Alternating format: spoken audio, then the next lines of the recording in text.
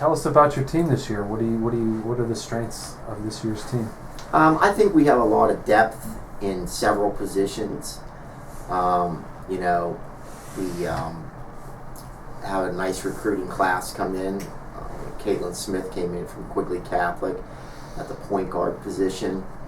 Amanda Larkin came in. However, she is out for the season due to injury, a knee injury. Devin Larkin came in from Westmoreland Community College, 6'2" center. That gives us some nice size at the center position to go along with some of our younger players. Bailey Buleka, who's now a sophomore, and Shania Rivers. So they got a year under their belt and got some pretty good quality playing time last year as freshmen. And you return your core group of Alexis Anakis, Carly Force, Selena DePietro, who's finally healthy this year, which is a great sign for us. And Leah Hurst, who's finally healthy as well. So, with some other players, Carly Corcoran, another shooter, most likely going to come off the bench. Angelina Starr transferred in, very good shooter, good player.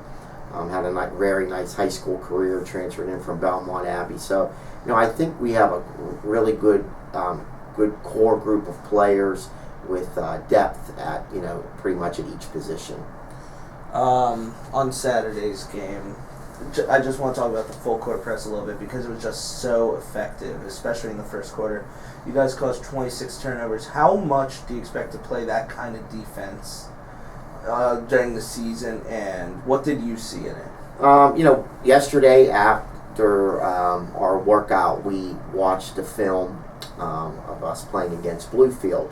And, a lot of people on the team, and I'm sure people in the stands and even my coaching staff was wondering why we got out of the press at the end of the first quarter when we did cause so much trouble and for Bluefield and had a 10-point lead. And if I'm not mistaken, they probably had 11 or 12 turnovers maybe in the first quarter. So one of the things that I wanted to do going into the game was come out pressing and do a lot of trapping, not so much to rattle the other team, but just to keep us loose, to go, where we have a lot of new faces, new people in the starting lineup, and sometimes if you think too much, you play tight. And we came out great in the press and built upon a pretty good lead. Then the second quarter, my plan was to go straight zone.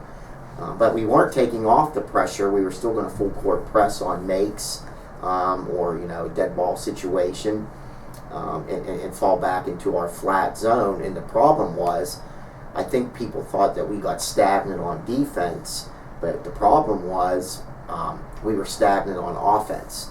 Our shooting percentage was very poor from the 2s, 3s, and free throw line. And the thing is, you can't pressure full court if you don't score. We only scored 6 points in the second quarter. And by the same token, I don't think our zone even really looked that bad. It was just that they were scoring off of turnovers. I think, after watching the game film, there were 3 possessions in that entire 10-minute second period where they scored against our 2-3 zone out of like a set play or something like that. Everything else was like out of transition, or maybe they got a long rebound and we bailed them out with a foul, or we had a silly turnover. That's how they scored their points. So I don't really think it was our defense that led up in the second quarter. I just think it was our execution on offense and the silly turnovers that we made to let them back into the game. And then the third period, I wanted to see what we would do in our man-to-man defense. And it was okay. We had a couple breakdowns, but we crawled back into the game. I think maybe we were down 2 at the end of the third period. And then we went back to our trapping defense. And the thing is, I told our ladies after the game and even in our film session yesterday, for us to be good, All right, I mean, I'm going to be totally honest with you. If we want to go to a national tournament and compete for a national title, we're going to have to get one of the automatic bids somehow in our conference. We're not going to get an at-large bid. I think we could be 28-1, 30-0, and if we don't lock up that one of the at-large or automatic bids, we're not going. So we need, instead of saying, okay, let's go out there and let's try to throw up 25, 26 wins and play a certain way, we need to be better in all facets of the game. So what I'm trying to do with all these new faces is to get a feel of everybody, trying to play different styles. You know, we have to be able to play man-to-man, because if you play a trapping defense, let's say against a team like Asbury or Rio Grande, they're going to shred you. You know, really anybody in our conference will, with the shooters that are in our conference. So, you know, granted, we can trap and press maybe some teams, but there's going to be teams that are more athletic than us that we're going to have to maybe play zone. There's going to be teams where, you know, we have to play man-to-man and take out certain players. So, you know, we got to be prepared in all facets of the game, and that's what we're going to take these non-conference games at this time and try to build upon getting better as a unit, so we can play all facets of a game, not just be a trapping team, or not just be a man-to-man team, or not just be a straight zone team. You've won over 100 games in your first 4 years, which is tremendous. 25 wins a year, sometimes 29. Do you put a number on it? Do you think that a team is capable of 20 wins, or is it a process? Or, you know, you've won 20, 25, 29 games and haven't really accomplished maybe exactly what you want, but what's your take on all that? Is it a process? Do you put a win total out there? Just what's your take on that? This is the first time since I've been here that I have not mentioned anything to my team about our goal is to make a national tournament, because I'm trying to go to do a different avenue, maybe a different mindset. And when you look at the totals, and if you're 25-5 and you're whatever we were the year before, 29-4, and we were fortunate enough to make it to the national tournament, and we were still a 7 seed.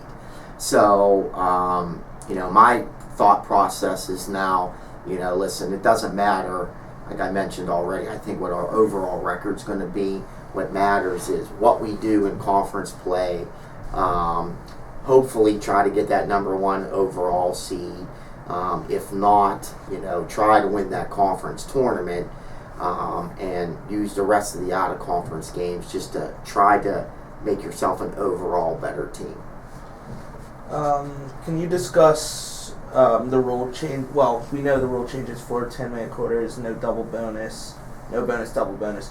Can you discuss your thoughts on the rule changes, maybe advantages to your system and disadvantages to your system, maybe potentially? I honestly don't see an advantage or disadvantage.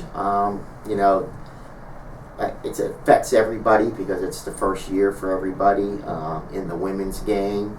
My thought process is this in regard to those rule changes. If you're going to make rule changes, stick with them. Let's not make this a 1-year experimentation and then go back to the old way of playing. If this is what college basketball, if this is what the rules committees want, and they're going to stick with it, there's really nothing we can do about it, whether you like it or dislike it. To me, it really doesn't matter. I don't think it affects too many strategies. I think it's kind of neat at the end of the game, under a minute with a timeout. If you don't advance the ball, you're able to take the ball out, like the NBA. It's a neat thing. It's just that what I don't want to see happen is, you try it this way for 1 year, maybe you change it another year or 2 down the road. Let's get a consistent set of rules and let's stick with it. Yeah.